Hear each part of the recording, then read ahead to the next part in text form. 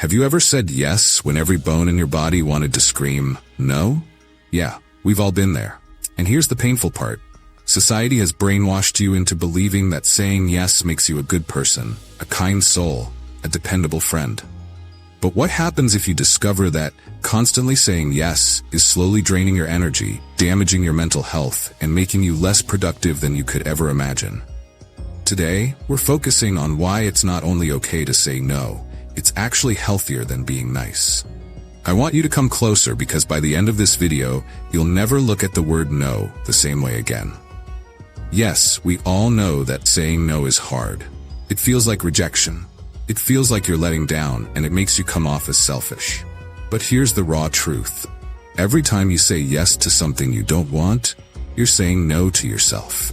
It's as simple as that. How many times have you agreed to stay late at work, help someone move, or take on extra tasks, only to feel resentful, exhausted, and completely drained afterwards? We've been taught that being nice is a virtue. And sure, kindness is powerful, no doubt about that. But being nice at the expense of your own mental and physical health is not noble. That's self-destruction dressed up as virtue. So, why is saying no healthier than being nice? Let's break it down by starting with the psychology of people-pleasing. As usual, I like using myself as a typical example, and this video won't be an exception. I used to be a professional people-pleaser. My greatest fear was someone being upset with me. I thought if I was just helpful enough, agreeable enough, nice enough, I'd be safe, I'd be liked. But it turns out that I was exhausted and resentful. My own goals were collecting dust. I was so busy building a life everyone else wanted, and forgot to build my own. Just like I did when I was still in the dark. Why do you keep saying yes when you don't want to? It's not because you're weak. It's because your brain is wired to seek approval. Psychologists call this the approval trap. Your mind gets a dopamine hit when someone praises you for being helpful or kind. But here's the dark side. Over time, your brain starts craving that approval so much, it confuses people-pleasing with self-worth. And that's dangerous, because it means your happiness depends on everyone else's opinion of you. The hidden cost of always saying yes. Here's a shocking fact that might drive you crazy. I stumbled on research by researchers at the University of California. In it, they found that people who struggle to say no are more likely to experience stress, burnout, and even depression. Why? Because when you overcommit, you're constantly running on empty. Your brain releases more cortisol, the stress hormone. Your sleep gets worse. Your immune system weakens. And the irony of this is that the very people you're trying to help don't even notice the toll it's taking on you. Here's the paradox. The more you say yes, the less reliable you actually become. Because you're stretched so thin, you can't give your best to anyone. Shocking research on saying no. Now here's a stat that might blow your mind. A study published in the Journal of Consumer Research found that people who say I don't instead of I can't are far more likely to stick to their goals. Think about that difference for a second. I can't go out tonight. Sounds like you're deprived. But I don't go out on weeknights. Sounds like a rule you live by, a boundary you've set. That tiny shift changes how people respect you. And more importantly, it changes how you respect yourself. So the next time you feel pressured, try swapping I can't for I don't. It feels uncomfortable at first, but it's like a muscle. The more you use it, the stronger it gets. The productivity myth. Now, let's bust the myth we've all been sold. Nice people are the best people. That's nicely phrased, isn't it? But here's what researchers from Harvard Business School say. Their study reveals that while agreeable people are liked more, they are less likely to achieve high-impact results or negotiate better outcomes for themselves. Think about that for a while. You're being kind, and it's making you less effective. That doesn't mean kindness is bad, far from it.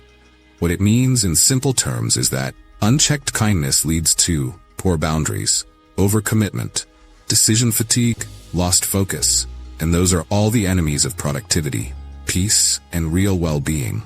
Besides, people think saying yes makes them more productive. That's a blatant lie. When you say yes to everything, your brain is constantly switching tasks, juggling commitments, and burning energy on things that don't even matter. Neuroscience shows that multitasking actually lowers your IQ temporarily, almost like being sleep deprived.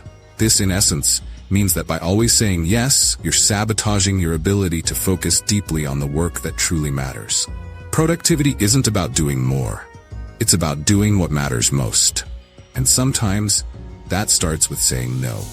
Boundaries are respect, not rejection. Here's something most people never realize. Saying no doesn't mean you're rejecting someone. It means you're respecting yourself. And funny enough, people actually respect you more when you have clear boundaries. Think about the leaders, mentors, or even friends you admire the most. Do they say yes to everything? Nope. They value their time. They protect their energy. And because of that, their yes actually means something. The ancient wisdom on saying no. This isn't a new problem. The Stoic philosophers thousands of years ago had it figured out. They practiced something called a dichotomy of control. It means knowing the difference between what you can control and what you can't. You can control your actions. You can control your values. You can control saying a kind, firm no. You cannot control how other people react to your no. Their feelings are their responsibility, not yours. Trying to control other people's reactions is a recipe for misery. Setting a boundary is simply you taking responsibility for your own peace. It's the ultimate form of self-respect. The Stoic philosopher Epictetus once said, "If you want to improve, be content to be thought foolish and stupid." In other words, stop worrying about what people think. Your growth, your peace, your sanity matter more than approval. Even in Buddhism, there's a concept of right effort. It teaches that your energy should go only toward things that bring clarity, compassion, and peace. Everything else, let it go. How to say no without feeling guilty. Meanwhile, how do you actually do this? How do you say no without guilt, without drama, without burning bridges? Let me share with you 4 real, science-backed, and ancient wisdom-backed strategies that have changed everything for me. 1. Reframe selfish as self-protective. Society shames people, especially women, for setting boundaries. Call it selfish, call it cold. But protecting your energy isn't selfish, it's sustainable. Think of it like oxygen on a plane. You put on your own mask first, not because you don't care about others, but because you can't help anyone if you're passed out. Same principle. Saying no isn't rejecting someone. It's protecting your ability to show up fully when it really matters. 2. Use the pause technique. Instead of reflexively saying yes, train yourself to pause. Even 5 seconds can change everything. Next time someone asks for a favor, say, "Let me check my schedule and get back to you." That tiny delay gives your brain time to engage, not just react, and it protects your energy. Neuroscience shows that decision fatigue increases when you say yes under pressure. A simple pause reduces regret by over 40%. So don't rush. Breathe. Ask, does this align with my priorities? Will saying yes cost me something important? Then respond. 3. Practice selective generosity. Not everyone deserves your time, energy, or emotional labor, and that's okay. Ask yourself, does this person reciprocate? Do they respect my boundaries? Do I feel lighter or heavier after being around them? Be generous, but be strategic. Please give your best self to those who honor it. Because real kindness has boundaries. It chooses when to give and when to rest. 4. Embrace tough love. Kindness sometimes, the kindest thing you can do is tell someone the truth. Even if it's hard. Saying, "I can't cover your shift," isn't mean, it's honest. And honesty builds real trust. As Brené Brown says, clear is kind, unclear is unkind. Avoiding hard conversations to be nice actually creates more pain later. Now, let's go deeper. Because this isn't just about saying no, it's about reclaiming your self-trust. Every time you ignore your gut to please someone else, you send yourself a message. Your needs don't matter. And over time, you stop believing in your own judgment. But every time you say no and survive, you rebuild that trust. You prove to yourself, I can protect my peace and the world doesn't end. And that becomes the foundation of real confidence. Have you noticed the pattern? You don't owe long explanations. A short, kind, but firm no is enough. The ripple effect of saying no. Here is the most beautiful part. Because what comes next has the power to change your life forever. When you start saying no, your life changes. You gain time, you gain energy, you gain self-respect. And here's the shocking twist. By protecting your boundaries, you actually become kinder. Why? Because your kindness comes from a place of abundance, not exhaustion. When you're not burned out, your yes is genuine, your help is heartfelt.